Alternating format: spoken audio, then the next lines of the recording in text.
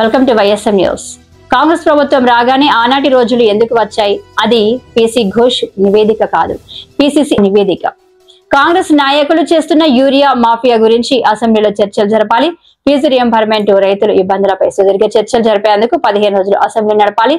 మీకు నచ్చిన 2-3 అంశాలు మాట్లాడి మైక్ కట్ చేస్తే కుదరదు కేటీఆర్.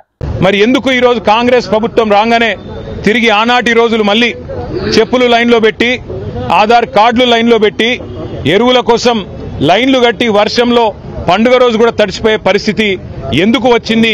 దీనికి కారణం ఎవరు? కాంగ్రెస్ ప్రభుత్వం చెప్పాలని చెప్పి మేము డిమాండ్ చేస్తున్నాం. తూతూ మంత్రంగా 4 రోజులు అసెంబ్లీ నడపడం కాదు, 15 రోజులు అసెంబ్లీ నడపాలే.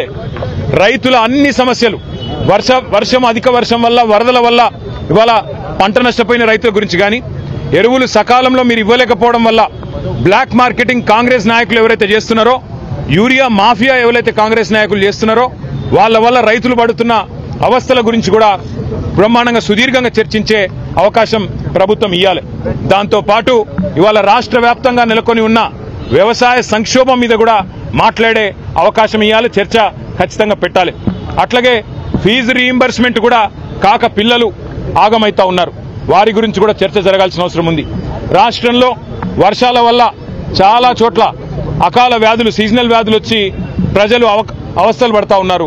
దాని గురించి కూడా సుదీర్ఘంగా చర్చ జరగాల్సిన అవసరం కూడా ఉంది. కేవలం 1-2 మీకు అనుకూలంగా ఉండే అంశాలు మాట్లాడుకొని దానిలో మైకు మీద కట్టు కాదు కాబట్టి, మాకు మైక్ ఇయ్యరు కాబట్టి మమ్మల్ని ఇష్టం వచ్చినట్టుగా దూషించి పైశాచిక ఆనందం పొందుతామంటే దానికోసం కాదు అసెంబ్లీ సమావేశాలు. అసెంబ్లీ సమావేశాలు ప్రజల సమస్యలు చర్చించడానికి, ప్రజల సమస్యలను ప్రభుత్వ దృష్టికి ప్రతిపక్షం తీసుకురావడానికే పెడతారు. కాబట్టి అన్ని అంశాలు సాకల్యంగా చర్చించాలి అంటే 15 రోజుల పాటు ఖచ్చితంగా చర్చ జరగాలి. అర్థవంతమైన చర్చ జరగడానికి బీఆర్ఎస్ ఎప్పుడు కూడా ముందుంటది. మీ అన్ని విషయాలు, కాళేశ్వరం మీద మీరు వేసిన కమిషన్తో సహా, అది పీసీ ఘోష్ కమిషన్ కాదు, పీసీసీ కమిషన్ అది. కాబట్టి ఆ పీసీసీ కమిషన్ రిపోర్ట్తో సహా, తప్పుల తడక లాంటి ఆ నివేదికతో సహా అన్నిటి విషయంలో కూడా మా పార్టీ పూర్తి స్థాయిలో మా వైఖరిని కుండబద్దలు కొట్టినట్టు చెప్తాం. కానీ ముఖ్యం, ఇవాళ మనం